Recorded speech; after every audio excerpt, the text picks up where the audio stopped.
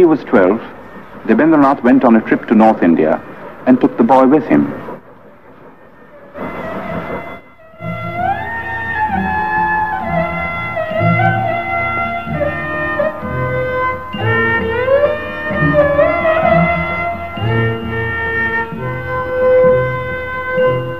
The last stop on a long tour was the rest house on Bakrota, the highest hill in the hill station of Dalhousie in the Punjab.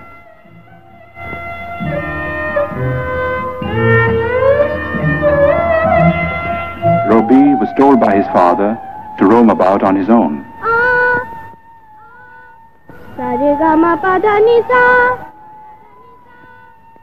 He was also taught to rise before the sun.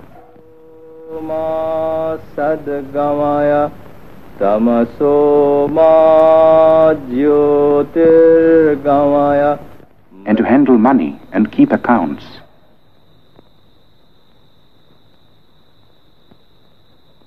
The days often ended with the boy singing devotional songs to his father.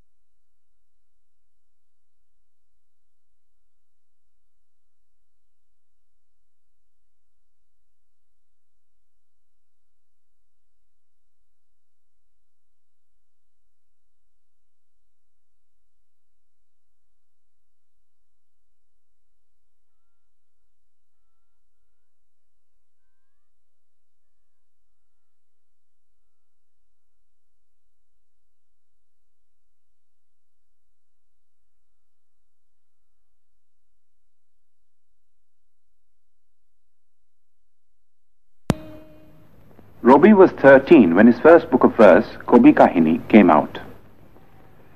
When Robbie was 16, Rabindranath brought out a literary magazine called Bharati, and Robbie found an admirable platform for his literary activities. The essays included pieces on European poets like Dante and Petrarch, whose acquaintance Robbie had made in Ahmedabad, in the library of his elder brother Satyendranath. Satyendranath's wife Ganadhanandini, who was staying in England with her 2 children, was a remarkable woman who had been persuaded by her husband to come out of orthodox seclusion. Robbie set out for England in the summer of 1878 and joined Ganadhanandini in Brighton. If the plan was to provide the boy with a proper education, it came to naught, for Robbie returned without completing his course of studies at the London University.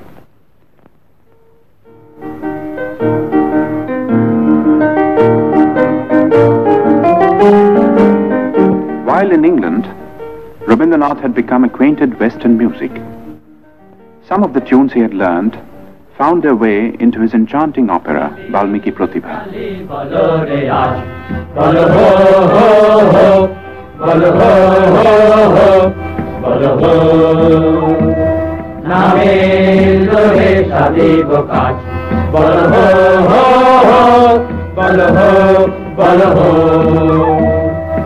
घोर मतकार नित्य रंग माझारे लक्क लक्क झक्क झक्क घेर श्यामारे लट्ट पट्ट केश yacht yacht हासे रे हा हा हा हा हा अरे बाल रे श्यामा माये जय जय जय जय जय जय जय जय जय जय अरे बाल रे श्यामा माये जय जय जय अरे बाल. There were other tunes, however, which came from classical Indian ragas, used for the first time in an operatic context.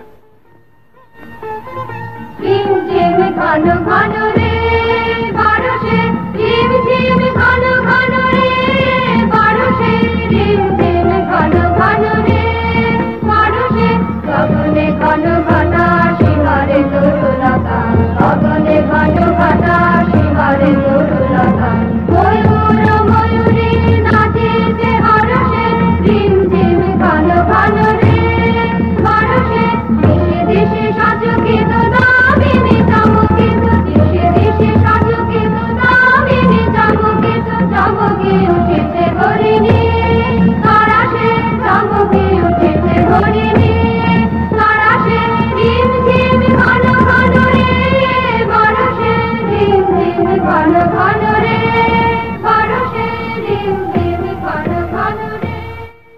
Valmiki Pratibha was staged in the Tagore residence with Rabindranath in the role of the bandit-turned-poet.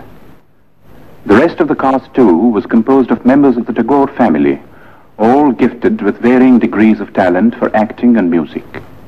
Among those who saw and praised this performance was the greatest literary figure of the time, Bankim Chandra Chatterjee. A year later, when Rabindranath's Shanda Sangeet was published, Bankim Chandra personally congratulated the poet and acknowledged his preeminence among the rising writers of the day.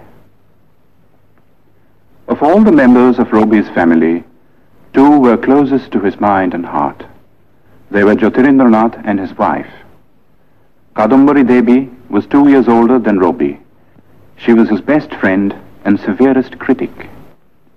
Robi lived with these two for a time in a house in Sadar Street in South Calcutta. One morning, a strange experience befell the poet.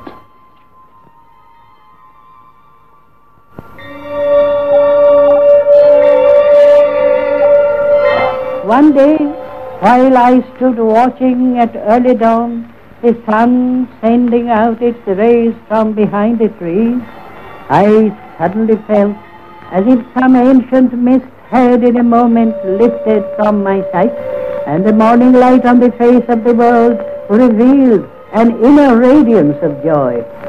The poem I wrote on the first day of my surprise was named The Awakening of the Waterfalls.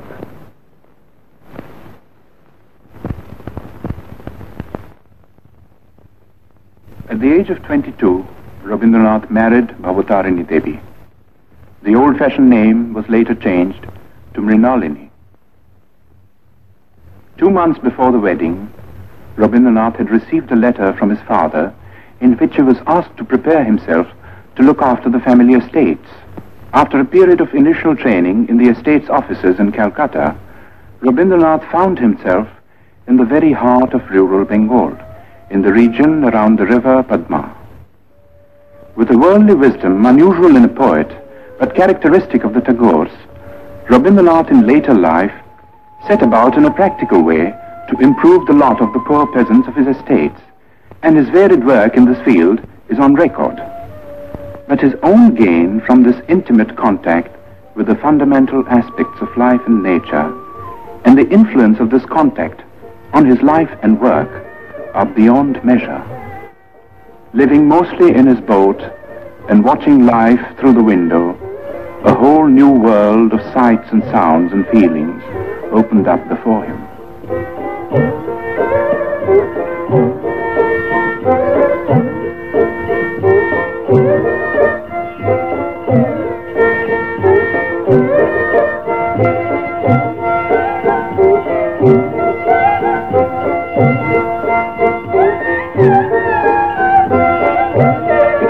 In which the moods of people and the moods of nature were inextricably interwoven. The people found room in a succession of great short stories, and nature in an outpouring of exquisite songs and poems. Dominant was the mood of the rains, exultant and terrible.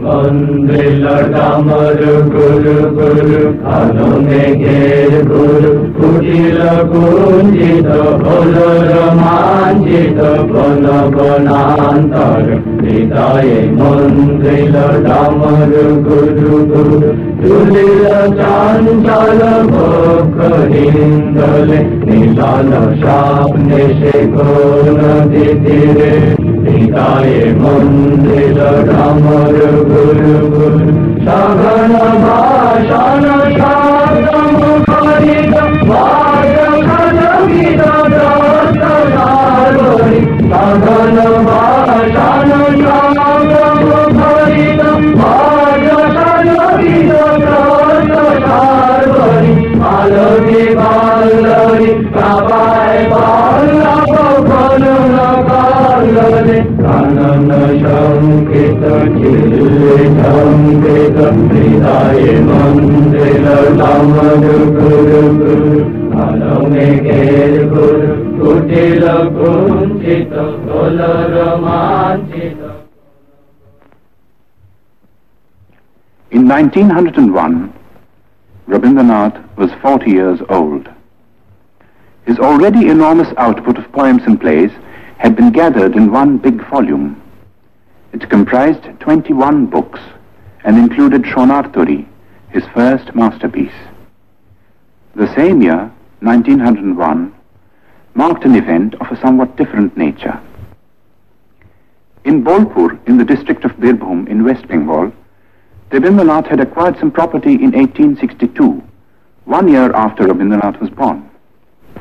The property was made over to a board of trustees, and the deed specified that the place was to be used for meditation on the Supreme Formless Being. According to the Maharshi's wishes, a seat of prayer and a temple of worship had been built, and close to the temple, a residential house which was called Shantiniketan, the abode of peace.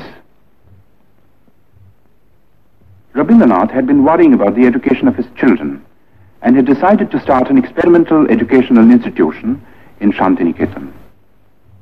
It was to be a school, but not like the schools that had been the nightmare of his own childhood.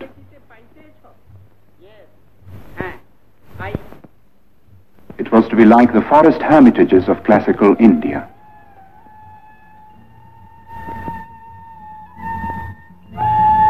But to bring it into being was not an easy task. For one thing, it cost money. Rabindranath was obliged to sell, among other things, the copyright of his books. His wife added her bit by selling her wedding ornaments. 2 months after the school was opened, she was taken ill. 3 months later, at the age of 29, she died. For Rabindranath, it was the beginning of a series of personal tragedies. 9 months